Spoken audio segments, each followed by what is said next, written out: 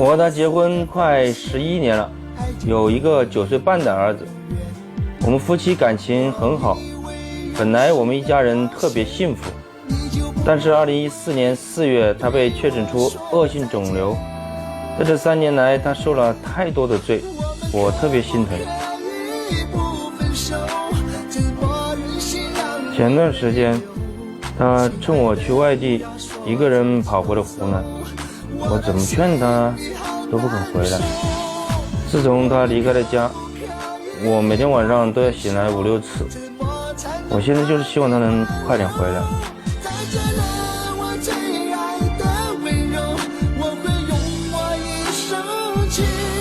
老婆，我求你了，回来吧。这是一个丈夫对病中的妻子回家的呼唤，让我们掌声请出这对夫妻。掌声有请这一对，有请。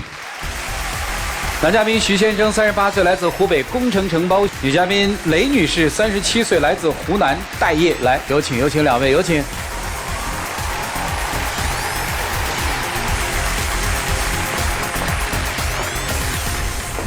好，欢迎两位哈，雷女士。对。需不需要坐着？不需要。我对我的身体状况比较了解，我想把我最好的一面先展示给大家看。好，您要累了您就说，我们就拿凳子给您坐，好吗？好。这个让老婆回家，这个是我就说，1个多月前吧，一个发小在广东那边。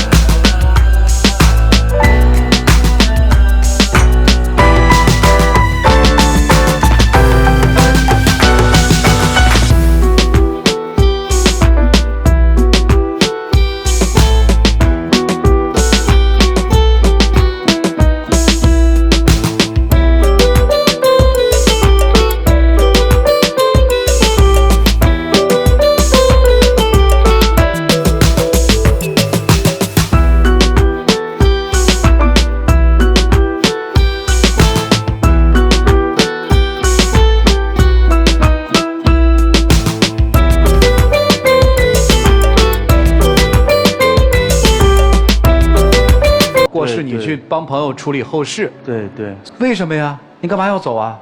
因为他40岁不到啊，而我的这个病，说实话，有病例，就是说有拖过10几年的啊。假如说我能拖10几年的话，老徐，你愿意跟他在一起吗？老徐，愿意。就是他就这样，他10几年，你愿意吗？愿意。20年你愿意吗？愿意。50年你愿意吗？一辈子都愿意。对呀，那人老徐愿意呀。但是我不想拖累他，这人很善良。我这次在走之前我就找我同学问过，分居2年以后其实就可以离婚的。我觉得他这人30多岁吧，我觉得他值得一个更好的人生，值得一个更好的人去照顾他，不要像我这样什么事情都帮不了他，然后我还要拖累他。他是做工程的，他现在为了照顾我，他现在就只接本地的，外地的工程他一概只要听到是外地的就不谈了。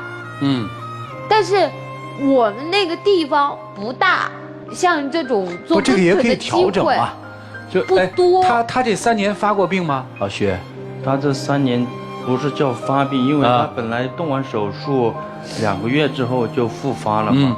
复发了之后，我也问过教授，问过也查过资料，教授也说不能再动手术了，就不能动了，保守治疗，对吧？对。怎么样啊？然后稳定吗？暂时还算稳定啊。对呀，就走1个月你就这样啊？因为我就一直心里我就一直有个想法。什么想法？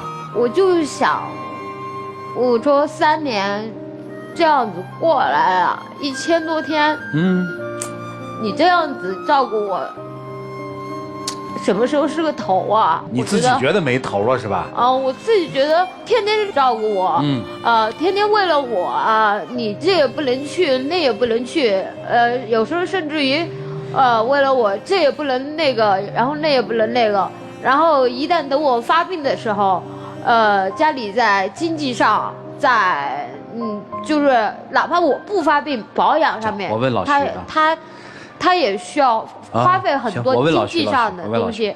他以前工作吗？工作也工作。教师啊？对啊，你们家他的收入重要吗？现在来说不重要，啊，过去很重要吗？过去因为我可以说没有工作啊，我就每天就是他工作下班回家做饭给我吃啊。因为自从3年前我妈也因为癌症也过世了，因为以前我妈是我们家的顶梁柱，自从我妈走了之后，一家的重担就全部由我一个人挑起来。你那挑得动吗？还行。家庭收入靠什么呢？接点工程。他说出去接，能接到吗？能接到，但是外面的事我都一般。为什么不呢？哎呀，你这我真不敢，你说不定。我不敢去查，因为当时复发，你知道吗？当时我知道复发的时候，用药没用药啊？化疗没化疗啊？放疗、化疗都做了。当时家里的开销也比较的大，然后当时他们都说了，就说按照我这个情况，很难拖得过1年。当时出院的时候，我就在想，因为我毕竟不还有个儿子嘛，妈妈走了，对孩子会是一个打击，因为孩子当时是6岁多7岁嘛，所以我出院之后，我就刻意的不去亲近我儿子，所以我儿子在家里面现在就是跟老鼠见到猫一样那种。怕你？对，在家是怕我的。老师啊，我就在想，你这个癌症不可怕呀，我觉得比癌症可怕的是你的心病啊，有好多事儿你把它人为的把它放大了，这也是善良的人可能愿意这样，把所有的事往坏里想，是吧？不是，因为当时这些事儿我就不管您了，我就管一件事儿，真的不想跟他过了是吧？你舍不舍得他吗？不舍得对吧？但是不舍得又心里又难受，又觉得拖了他，是不是？不知道该怎么弄好，是吧？啊，对。老徐，没觉得他是拖累吧？没有，照顾的确实好，是吧？那确实，我们那里就是从湘雅，就是从每个科室可以从1楼到他的15楼外科。包括我们那边家乡那边的医院里面的教授啊、主任啊，包括他们药房里面拿药的，都知道他。你看，老师就是会用词，在我家乡的医院的每一个窗口都传颂着我老公对我好的事儿，就这意思吗？那你还不好好的珍惜啊？累不累，老徐？还好。儿子呢？儿子挺听话的啊。其实我这3年来一直也很少管他的学习什么的，而且他还，成绩还不错。成绩还不错。哦，儿子知道妈妈得病吗？他知道他得病，但是不知道有多严重。哦，就当你回到家的时候，发现妻子不在了，他走了，你害怕吗？有点怕，因为有一次我从外面回来的时候，叫人也是没人应。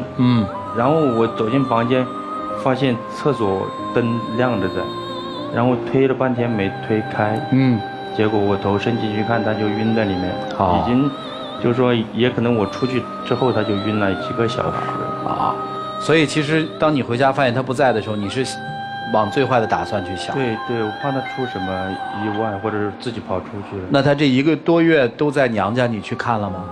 我去了3次，接他回来都接不回来，他都不肯，他脾气很犟。他家人怎么说呀？他没有回到家，他是回到长沙他工作的地方，他以前工作的地方自己租的一个地方。那怎么行呢？就他说他靠自己，在网上做微商啊，他说能够养活自己。那你就回家做微商呗。我纠结的一点就是，首先是精力，其次是经济，对于家里来说都是个拖累。然后再加上，孩子也靠在他身上，我也靠在他身上。我公公因为去年年底心血管的疾病，也做了那个心脏的支架，等于经济上也靠在他身上，也不能做事儿了。你怕这个男人给累垮了？对。那就咱们想怎么不累垮？所以我想能走一个能减轻他一点负担，明白，就是最好的。老师们，你们看看怎么帮助这对夫妻吧。一起进入丘比特问卷。我知道，女士是真的是爱了老徐一辈子，你是竭尽所能的想去爱他，想多做一些，想付出更多。对，我特别理解你今天，其实大家都在想，都到了这样的病情，为什么不好好的珍惜在一起的时间？但我特别理解你，因为你特别想更好的爱他，你不知道现在能给他什么。你希望自己把自己放弃了，我离开了你，他是不是能少干一点活，少花一点钱，少一些付出，你才觉得我给了他一些我能给的。甚至于我想他可以去找一个人能帮他一把，甚至你在想他能找一个更好的女人，健康的陪他过好下半辈子。对，是吗？对，所以真的让人听得很心疼。然后因为我儿子不大嘛，所以我当时我就出院的时候，我就想着我不亲近我儿子，我跟我儿子疏远一点，他对妈妈的印象就不是很深刻。将来我有一天我走了的话，他就时间一久了，他对妈妈的记忆就会慢慢的淡忘，让他去接受另外一个女人，就可能就没那么难了。所以你做的一切都是因为太爱他们了，但其实我们每个人都是生来要面对死亡的，我们不知道自己的最后一天的大限在什么时候，我们能做到的只是每一天都过好。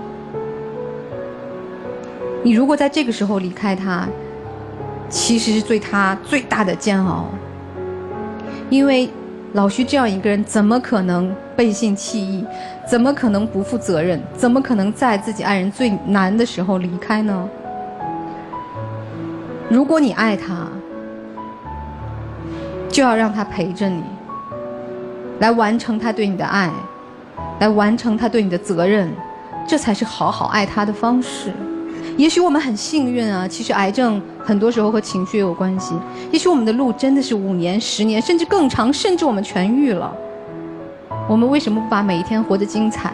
为什么不把每一天的微笑留给自己爱的人？其实你是有足够的意志力去战胜或者和病魔斗争的。我们把这份力量真的化成一种温和的微笑，留给爱的人，不好吗？老师，我不好意思，我打断你一下。您看到我气色这么好，包括我站在台上面，这个我不怕跟您说，我都是刚刚打了针、吃了药才上来的。我明白，所以我在说，不管我们生命有多长，我们把这段日子过好，把微笑留给爱的人，加油吧。还有，谢谢严老师。来，要不要坐呀？拿个凳子坐会儿要吗？拿个凳子吧。拿个凳子吧。谢谢。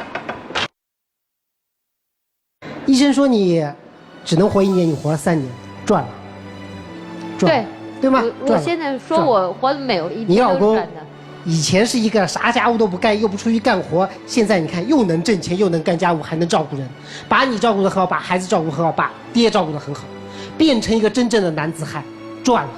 你孩子成绩很好，很懂事，知道家里面可能条件各方面有问题，好好读书，也赚了。那换一种思路，我们遇到的也不完全是坏事嘛。而且，你和他认识10几年是吗？11年。11年是吗？好，你照顾了他7年还是8年，他才照顾你3年，怎么算至少还得照顾你很多年吧？对。所以说，换句话来说，我不是诅咒你啊。如果今天遭遇灾祸人是他，你会放弃吗？不会。对，你肯定不会嘛。那凭什么你认为他会放弃呢？2个善良的人在一起，是你们彼此的幸运。责任是什么？责任是我爱你，所以你变成我的责任。什么是负担？这件事情我不想做，所以这件事情才是我的负担。这件事情我想做，怎么会是我的负担呢？什么是亲人？因为相爱而相互负有责任的叫亲人。在照顾你的过程中，他其实享受到了他的愉悦感，这种愉悦感，这种成就感，就是我能把你照顾好，把你从一个医生判定活不过1年的人照顾成我可以活了3年，他其实挺有成就感的。你是不是挺有成就感的？对，你看他笑的样子，绝对是真心的。我们见过那种虚伪的人的笑，你知道吗？所以你现在是在剥夺他这种成就感，你不是在为他好，你自以为是的在为他好。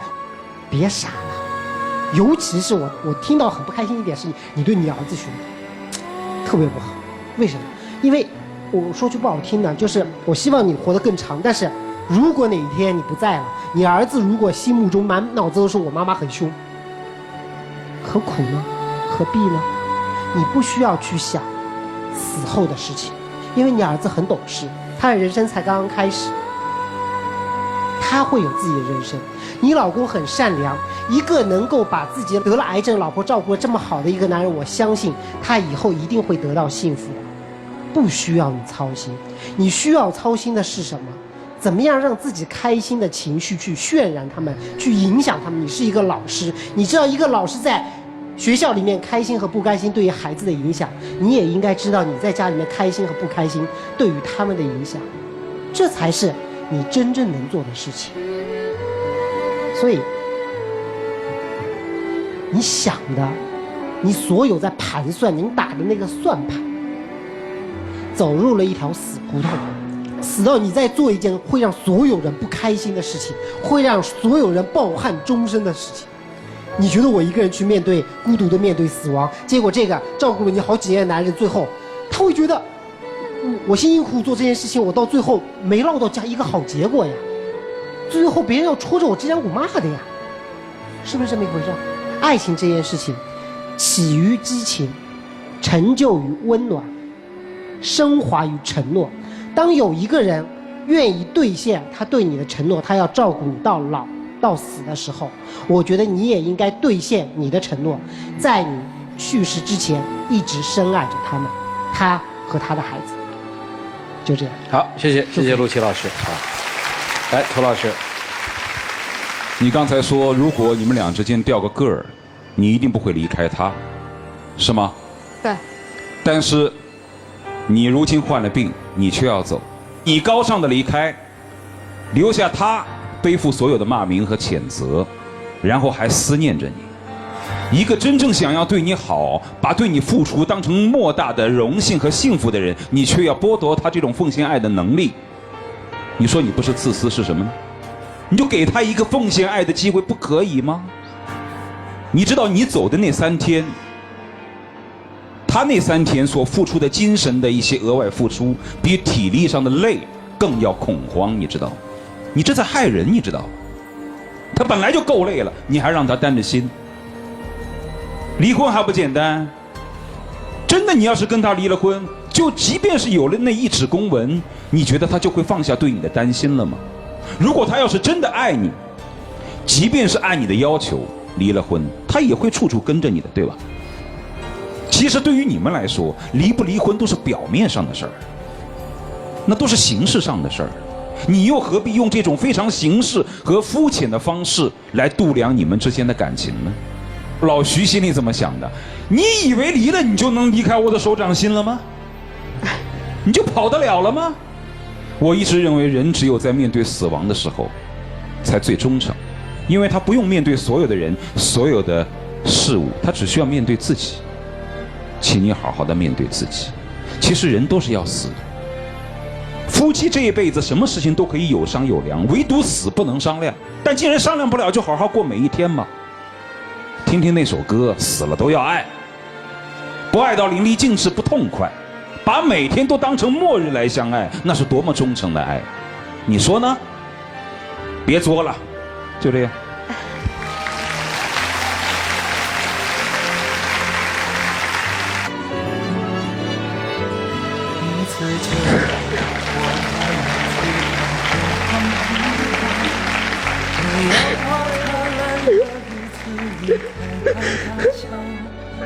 在自由自在的空气里吵吵闹闹，哭会儿，哭会儿啊！我唯一的想要，世界开向，我陪你去到天涯海角，在没有烦恼的家，在无忧无虑的时光里慢慢想回家了是吧？是吧？哦，想回家就好。来来来来来，拿完礼物就走啊！我给你个建议，老徐啊，尤其他这个病之后啊，我不卖保险，我先说啊。我知道我在这个时段说这个话挺扫大家兴的，但是生活就是这样啊。有人要主理这个浪漫，有人就得说点现实的、务实的事儿。回家之后赶紧跟你儿子上好保险。其实你看，如果他这个病之前你有一份大的保险，可能那个压力又会小很多。所以我们现在就是要学会运用很多的工具，让自己的生活变得更坚实啊。我知道，我跟我自己跟我儿子都买。哎，这就对了啊！好好的来站到中间，我们还觉得没看够呢，这么美的爱情是吧？来，有请我们的小花童，有请。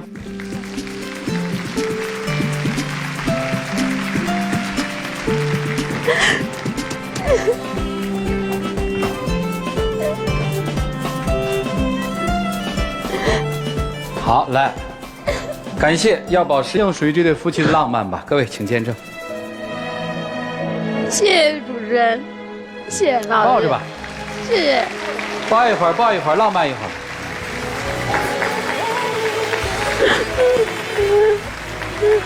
好了好了。